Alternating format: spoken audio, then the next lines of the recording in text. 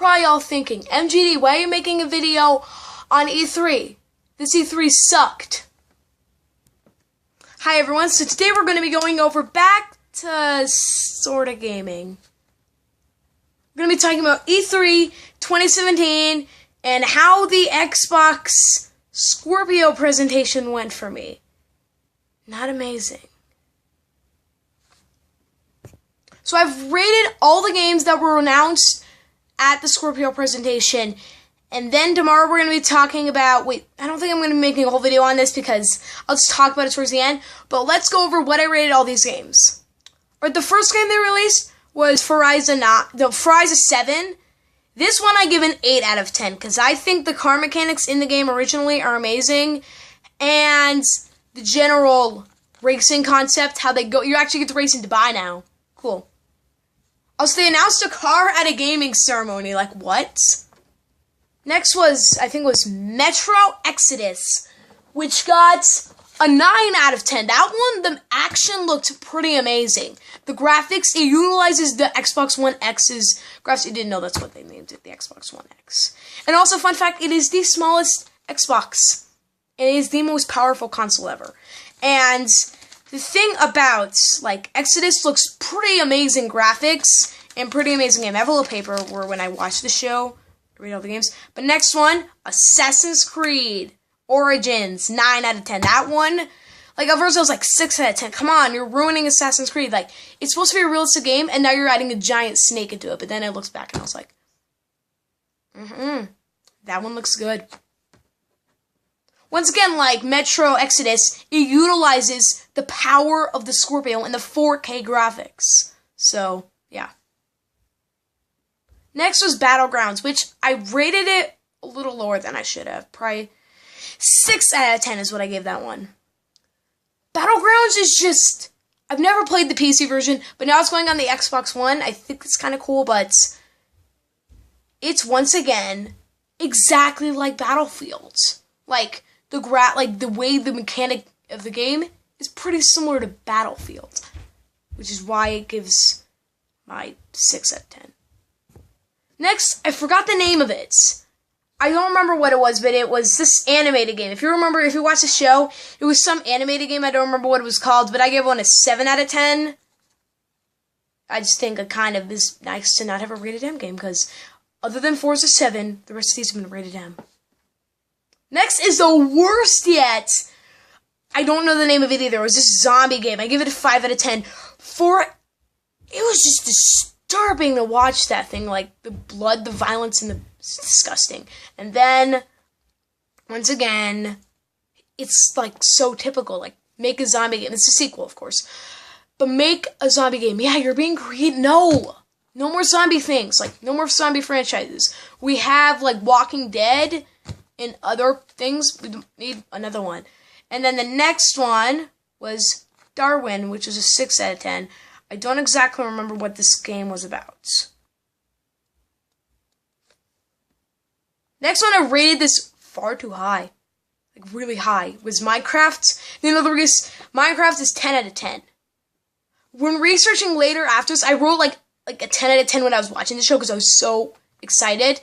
Then after research, I was like, we're driving this to 7. So 7 out of 10. Minecraft gets a 7 out of 10. One of the lowest rated yet. Why? Well, first off, the Minecraft game itself, it is amazing. Like, the console version is amazing.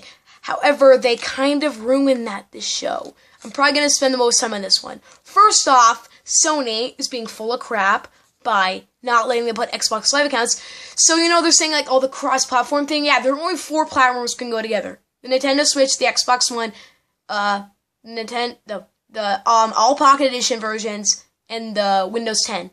Those are the only things that go. So uniting Minecraft, they don't even get half of the ways you can do it. They don't explain, like, why is it not on the 360? I don't know. Unless you consider the unless you consider the X and the S Xbox Ones, different consoles, then only 4 platforms go to that Minecraft game. Especially how it's a new Minecraft game. They're restarting Minecraft on the console version, and that is frustrating because, like, one, I'm excited I can play Hypixel on my Xbox One now, But, it's just kind of, I'm not absolutely amazed to see them restart the Minecraft console version. The numbers are in Pocket and Windows 10. Just, you have to buy a new Nintendo Switch edition and a new Xbox One edition. And I know you people on the PlayStation are really mad because you can't play with all your friends now. They're all going to be going on. I'm going to go move on to Xbox so I can play with millions of other people. Next was the Dragon Ball Fire X, which gets a 4 out of 10. Why do this? It's wasting the Xbox One X's power. It is a two-dimensional game. Like, sure, the movement was amazing. That's why it doesn't get a 0. It's just like, also Dragon Ball Z game. What? Next was the Black Desert, which I gave a 7 out of 10. That's what most of these games are. It looked okay. Now, last night, I don't know why I rated it a 4 out of 10.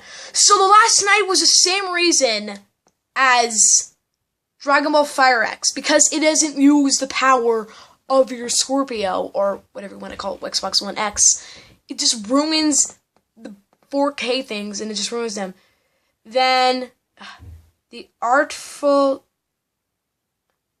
Escape, 3 out of 10. That one's the worst on this whole list. Mainly because, once again, wasting the power of the Xbox One X, and it is about freaking rock and roll. Next, Code Vein gets a 7 out of 10. I don't have much to say about this one.